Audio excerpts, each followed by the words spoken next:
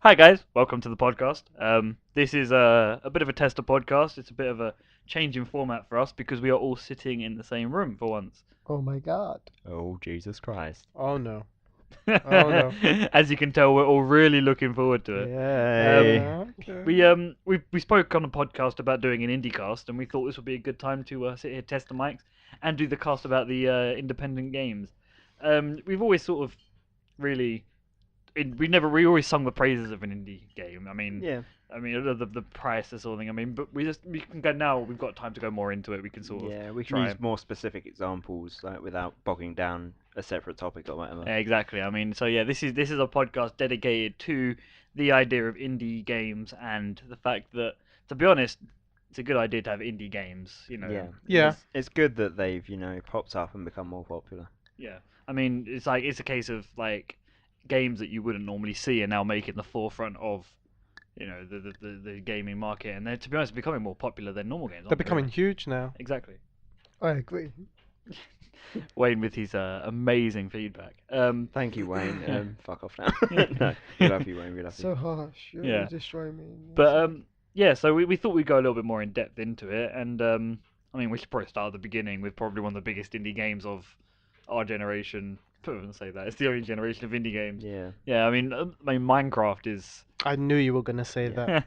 It's the almost like biggest we one. made notes. Yeah, it's almost as if it For might the be the first one podcast. on the notes here. Oh my god. To be fair, Minecraft is possibly the biggest indie game. It's probably the thing. It's probably the thing that set it off. It's to like be fair. the OG indie game now. It's like Yeah.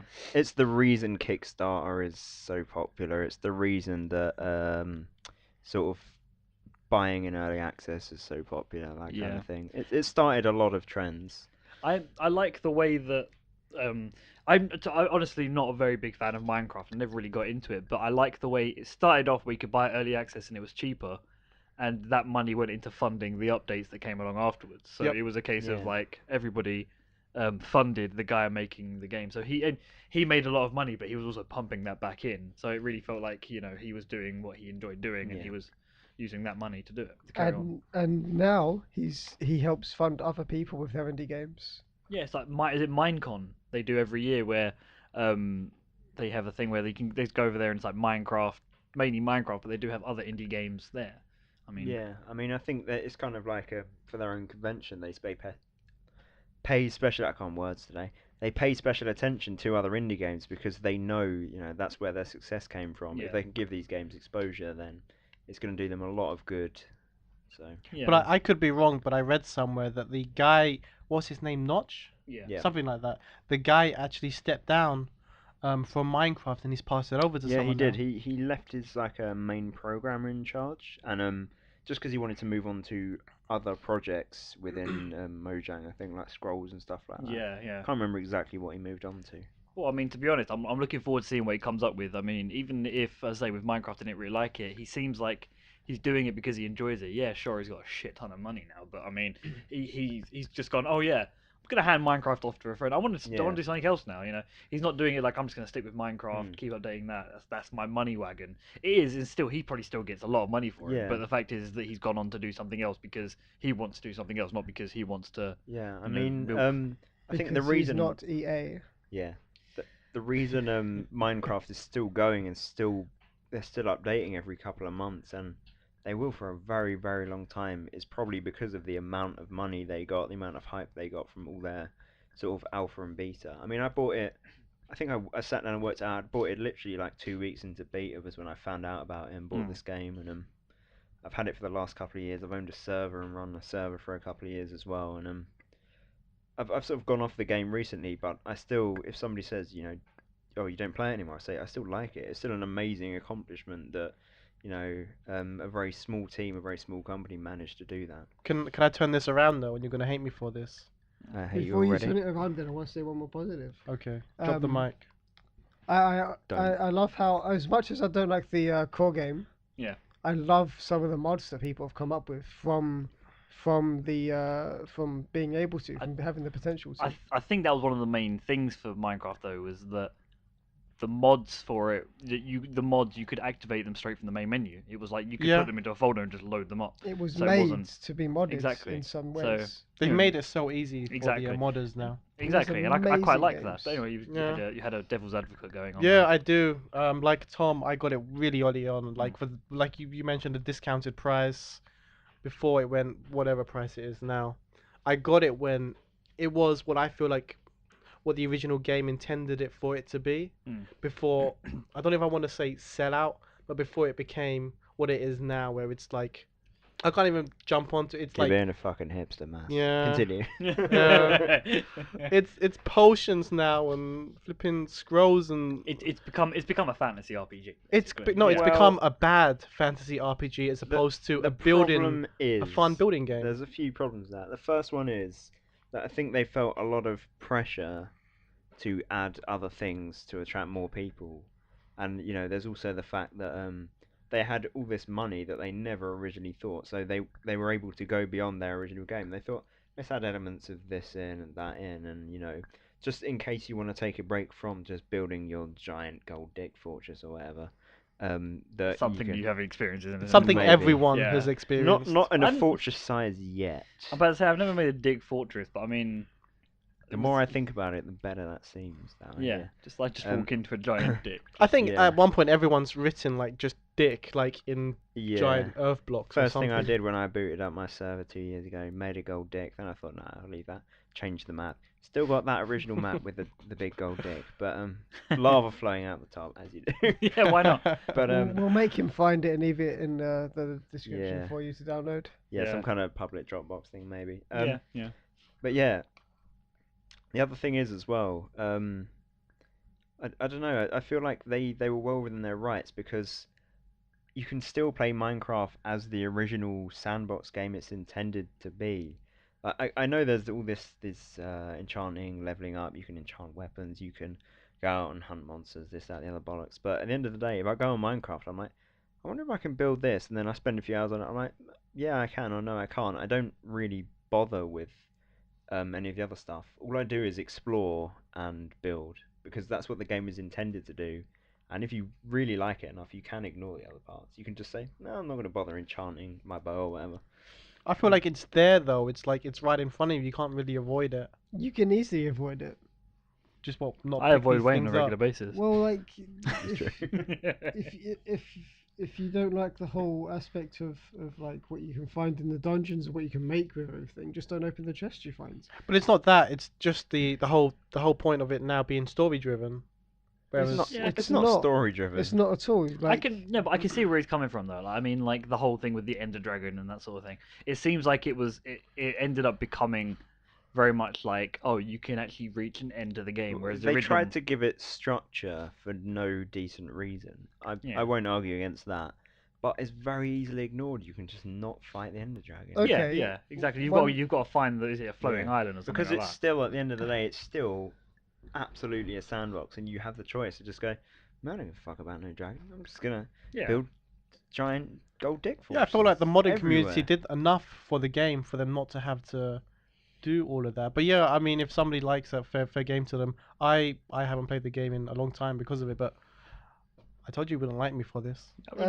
before the modding community Constructive. got that big, like the main reason I still don't really like it, but the main reason I didn't like it before Because graphics were shit. no No. was the pure fact that it just bored me. Like the fact that there was nothing to achieve whatsoever, unless I were to waste like 40 days making like this something that might look cool eventually, which I could never do because I'm shit with that shit anyway. I'm Yeah. sure a golden dick fortress would But take I a while like the to, idea uh, of like having to use mine. the You bare have to minimum work that on they it. gave you to sort of create like these fun levels and fun maps, which people were able to do. But now it's like complicated switches they've added in there, and Yeah. it's like Yeah. it's like I don't know. You need an engineer's course now just to do some of the stuff that they've incorporated into the game. Can I just say, fuck Redstone? Like, Oh it my used to be God. kind of alright, but it just got worse and worse the more they added. And now I look at Redstone, and I'm like, nah, I can't be bothered. I'll just fucking break Yeah, the it's like- blocks. Yeah.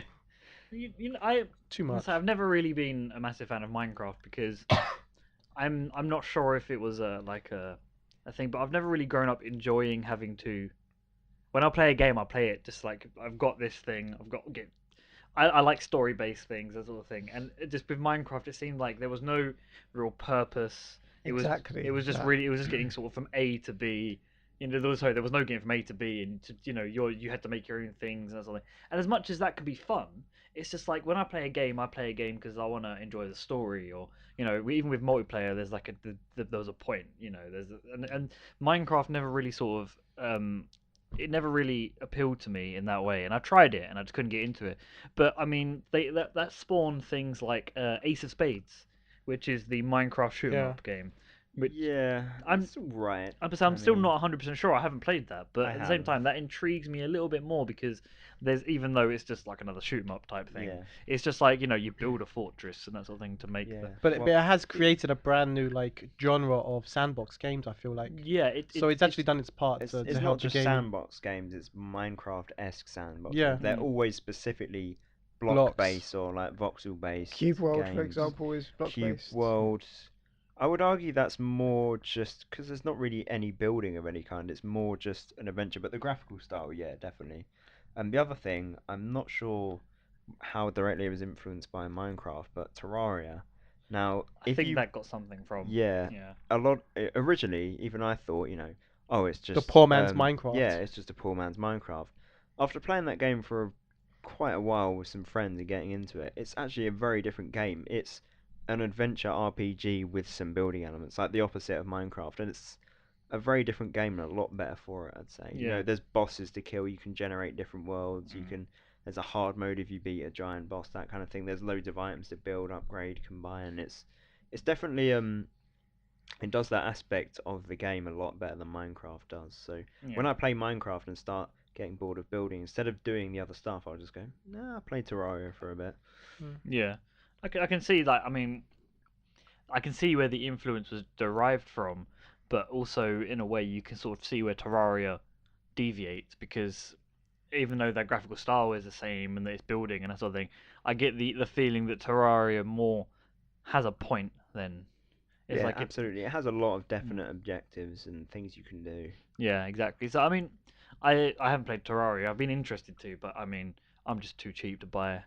I tried to, but I just couldn't get into it the same way I could with Minecraft.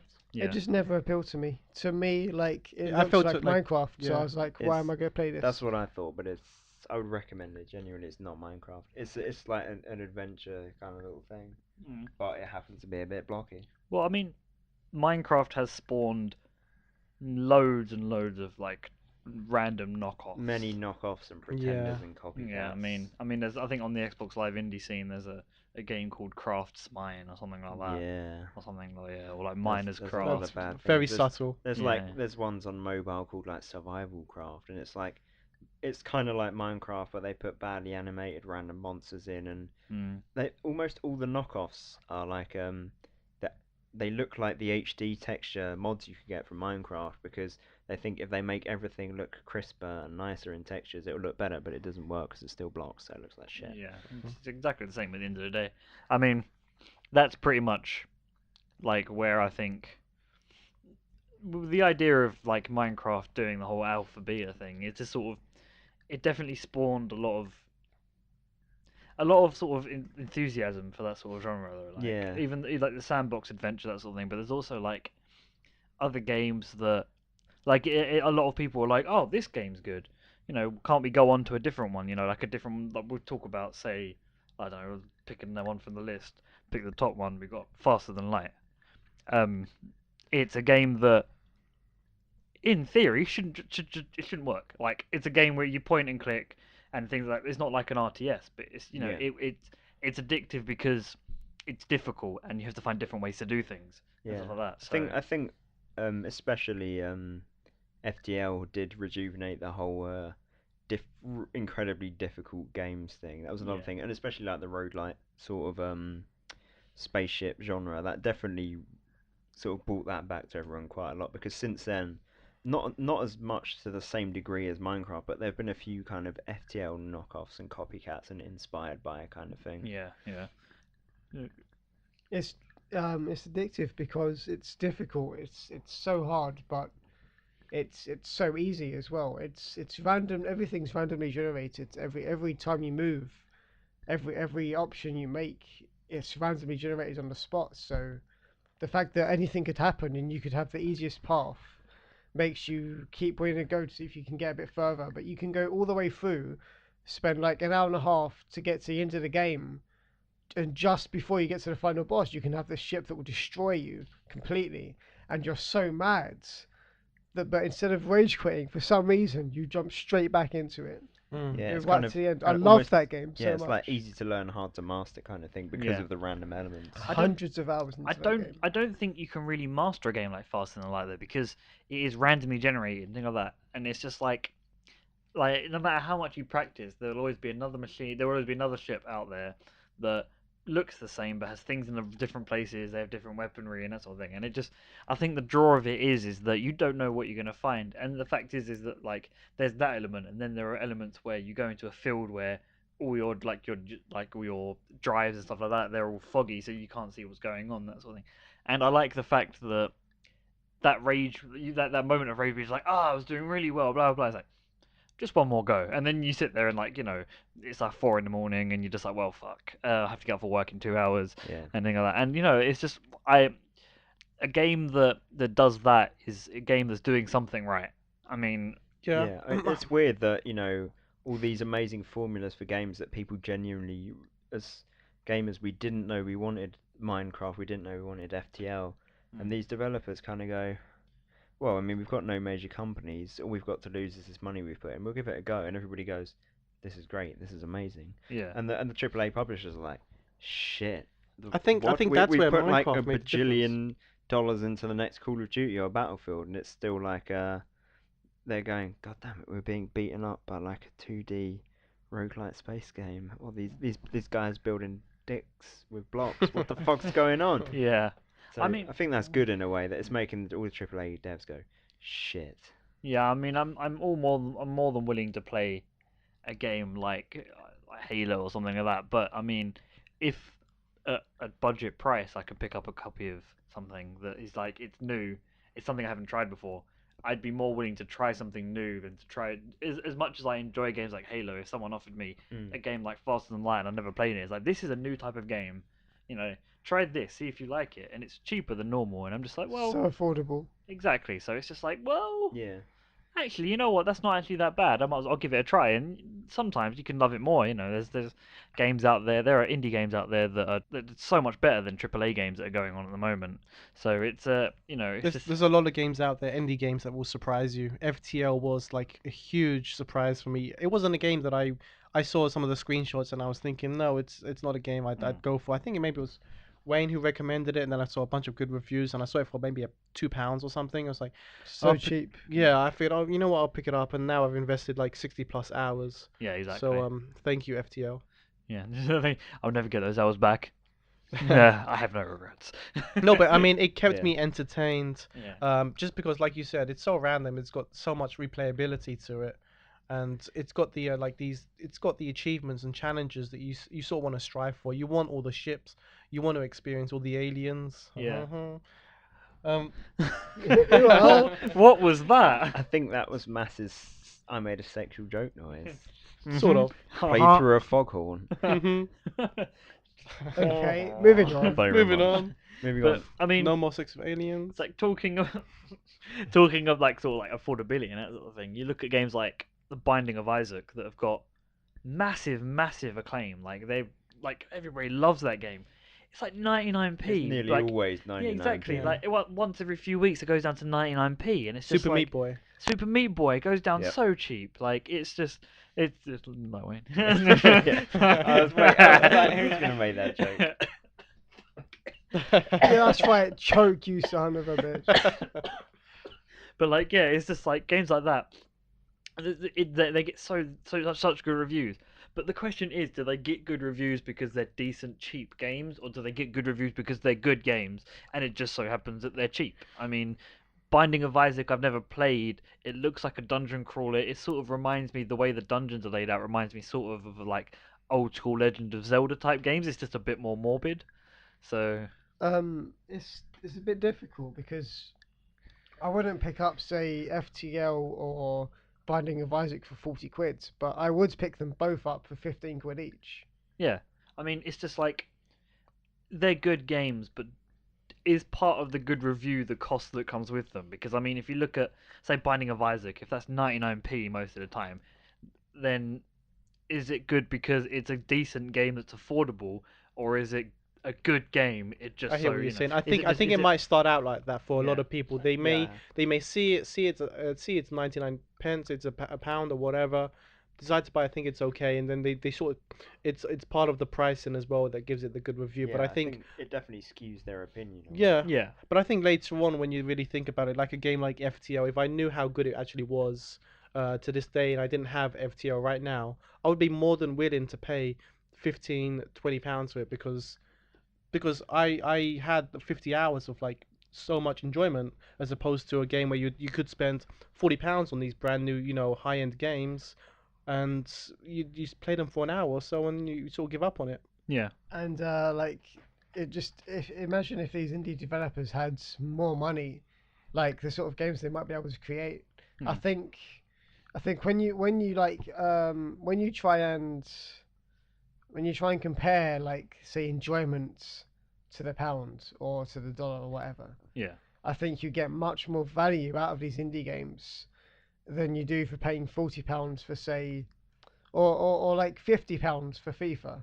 It's Mm. like I think that that you get is so much better value rather than using the word cheaper and more expensive. I think value is where you have to go with it. That's sort of how I look at it when I buy games. Is the fact that like I look at a game and I'm like, in my head, off the top of my head, looking at the sort of things, how much enjoyment would I get out of this game? Is it comparable to the price that you pay? It's the same thing with like downloadable content, that sort of thing. So like, I mean, any downloadable game, if it's like, oh, it's £10, if I get, I go through the story a couple of times, that sort of thing. In my eyes, that means I've got the enjoyment out of the game. I've got what I want. I've got my money's worth. If I was to say spend £45 on a game of Call of Duty and I play for 2 hours, to me that's wasting like 35 quid. Yeah. Because it's just like I enjoyed the game to the point where I played the game to the point where I stopped enjoying it so much. So then I stopped playing the game, and then it's like I paid £45 for this, and I'm hardly playing it. So it's just Yeah. like I feel like I being sort of usurped a little bit. Like I don't feel like I'm getting my money's worth for it. Yeah, when there's something I'm tempted by in, say, a Steam sale, I'll look at the price and I'll go, right, roughly how many hours do I think I'll play this for? And I go by about £1 an hour. Yeah. A bit like Wayne. And I'm sorry, that was too easy. Bastards. Just like I wait. love you. Oh, double joke.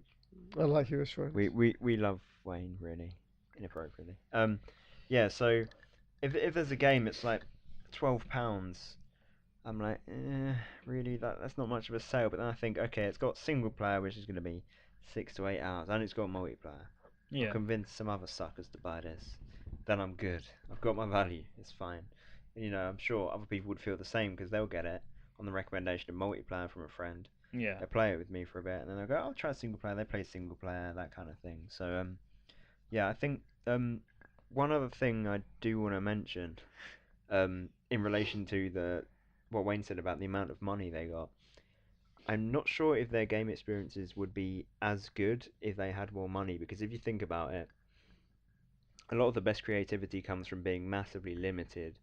So they wouldn't make something that is so bare essentials and yet so good if they had more money, because they think, oh well, actually instead of 2D, we'll make FTL like a 3D, and we'll make it into more of a space sim, like a 4X game or something. So it would be kind of like, I think the limits does them good in terms of how much everybody enjoys the game. They're surprised because it's so stripped down, yet everybody goes, oh my god, this is amazing, because it's focusing exactly on what it needs to. It's not getting bogged down with graphics, extra gameplay crap, anything like that. I just sighed because Tom made the exact same point. Yeah, I noticed. You were referencing the exact same game I was going to reference just now. You did Just- look sad, I'm sorry. I like the fact that with indie developers is that like they don't have as much money, so they try and do more with less. Yeah, the games are more charming. Yeah, they have. It's a Tom said it's sort of like a down to the bare essentials. It's like it focuses on the gameplay. It gives you what you need visually to play the game, Yeah. and then goes from there. So it's a case of like I feel that if they had more money, sure they could make a better looking game, but would they make any better of a game? Mm. if they were to say like Binding of Isaac, it was so popular that it got quite a lot of money, and they released the Wrath of Lamb or something like that DLC. I'm not sure. There was a DLC that came out. I think it was something like, but it was they instead of making a whole new game, they made another DLC, which was the second story, which is about as long as the first one. So they got the money, but instead of making a new game that might look better and that sort of thing, they added onto the original game. Yeah. So I feel that money depends on how the companies use the money. Because I mean, if you look at the we'll get onto that now for a little bit actually. To be honest, a little bit like Kickstarters with Broken Age, they got their Kickstarter money, and about halfway through development, they were just like, "Oh shit, we need more money." So instead of going to Yeah. Kickstarter, what they did is they released the first part.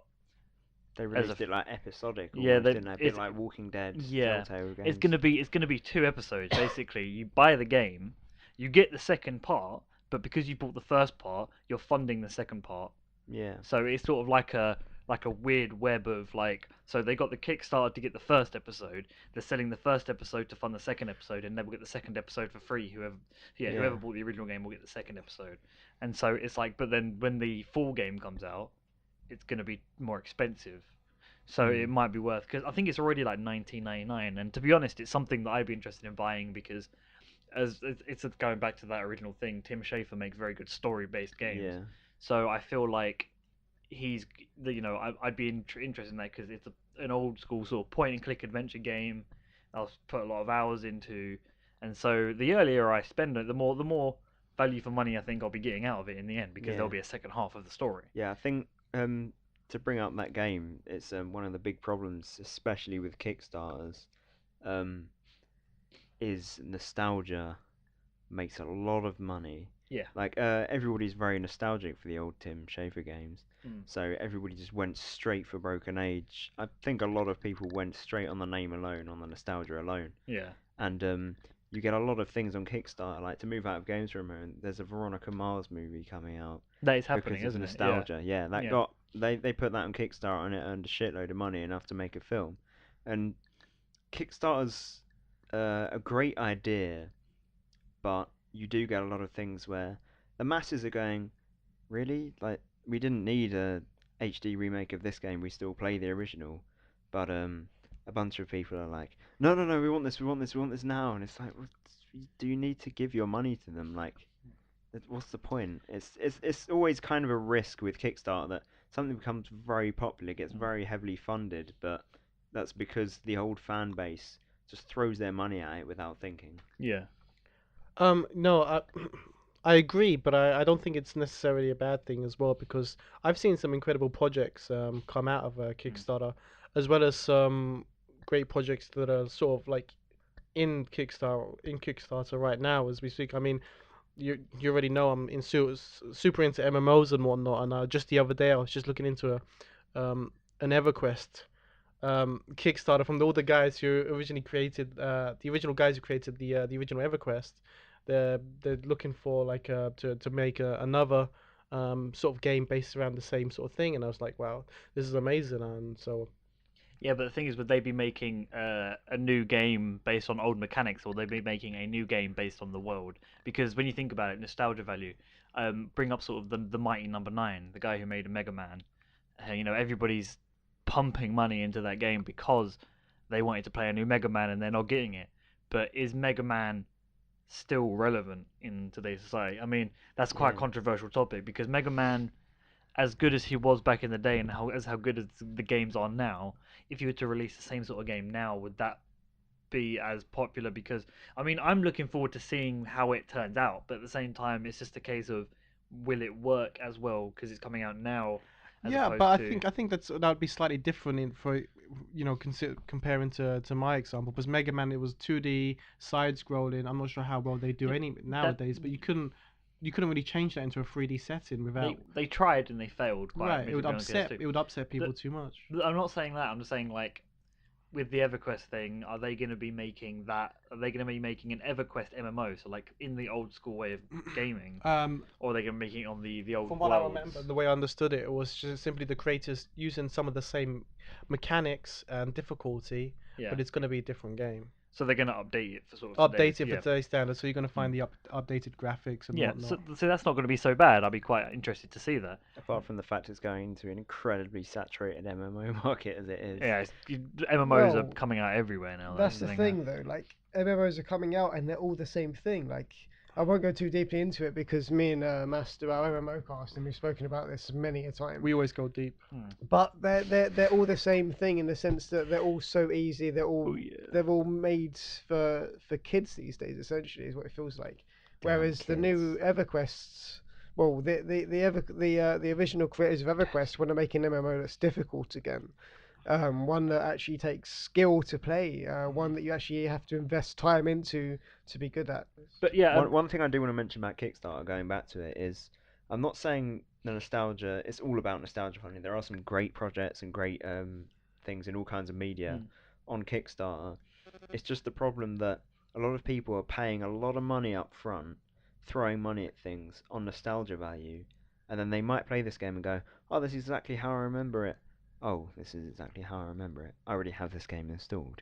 And the company by this point is like, yeah, we made our money. Like, we don't really care. They're not going to release additional patches or content. I'm not saying this has happened a ton, but it's kind of almost similar to Steam Greenlight, where you're greenlighting whatever they say, but you haven't got a finished product. You All make you've got them is a sound few almost screenshots. corporate.